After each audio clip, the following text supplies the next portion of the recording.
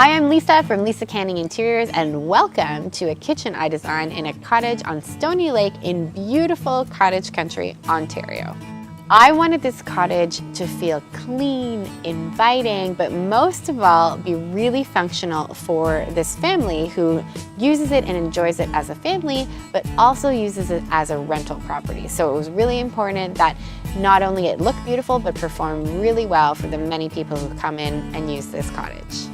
The kitchen was in great shape. It just needed a little bit of love. So we did that by giving the cabinet faces a fresh coat of paint and changing out all of the interior cabinet hardware to grass, quiet close hardware.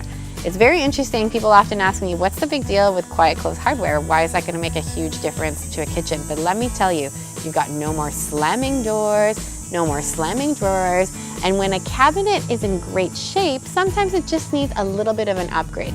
I wanted to keep it really simple and really economic for the backsplash, so we used a ceramic subway tile.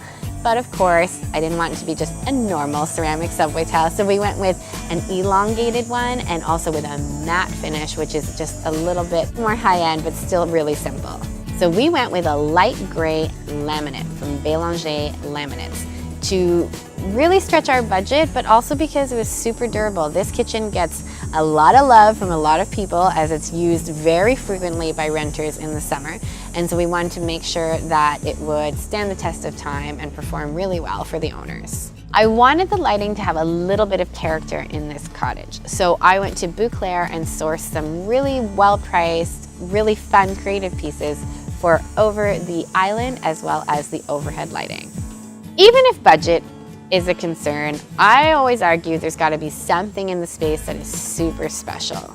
So in this kitchen, we went with the Delta Trinsic faucet, which has got touchless technology. So basically, if you've got, you're coming in from outside, you're a big mess from like catching a fish in the lake, you don't need to actually, touch the handle. You just give it a really quick tap and you're washing your hands. I love open shelving in a kitchen because it allows you to create some dimension and some texture. In this case, we displayed some great home accessories and memorabilia from the family.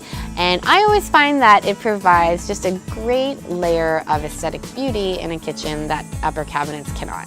A big takeaway for me on this project is that even when you're working with the confines of a limited budget, you can yield beautiful results. And you do that with strategic design, you do that with using low-cost materials but applying them in high-end ways. And you do that by just being really resourceful. What in the space is great that maybe just needs an update? What needs to be scrapped entirely in favor of something else? And what can you do with decorative items to tell a really beautiful story of a space and a family?